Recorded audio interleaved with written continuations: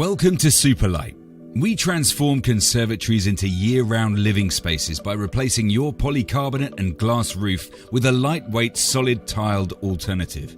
This installation guide video demonstrates each step required to fitting your new conservatory roof and how each component fits together.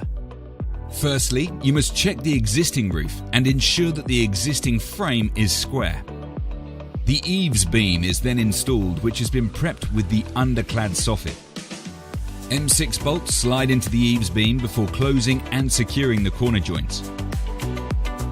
Multi-angle cleats are used to fix the eaves joints together, which are then secured with screws.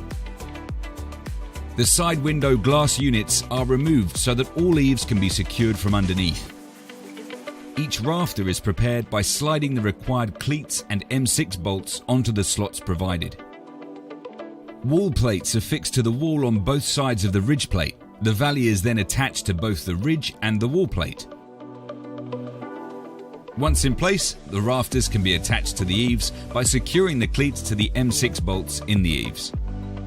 M8 bolts slide onto the end of the hip, which is then attached to the multi-angle ridge bracket designed to accept hips at any angle. You must make sure that the hip points towards the center of the ridge. Jack cleats slide onto each side of the hip and are secured to the underside of the jack rafters with M8 bolts.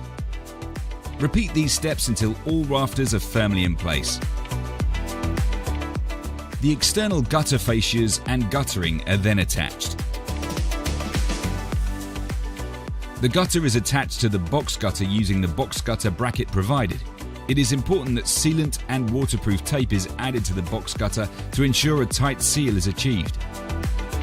For ease of fitting, insulation is installed from the outside before the pre-cut and labelled plywood is secured to the rafters and guttering using 38mm screws, adding structural strength. The eaves and waterproof membrane are installed next, followed by vertical battens set at 250mm apart.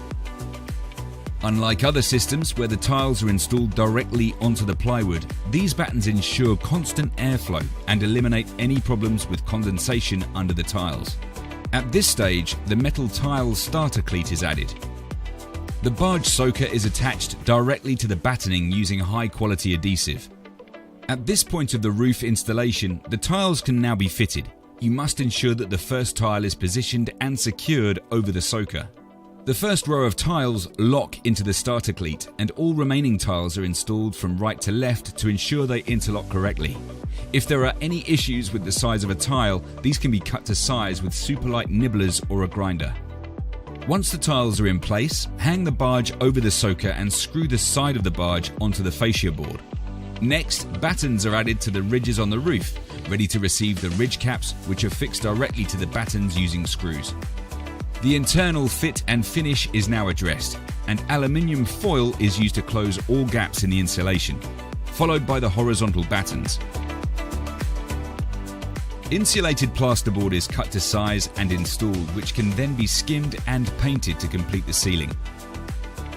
Our tiles are available in a range of colours to better suit the aesthetics of your home.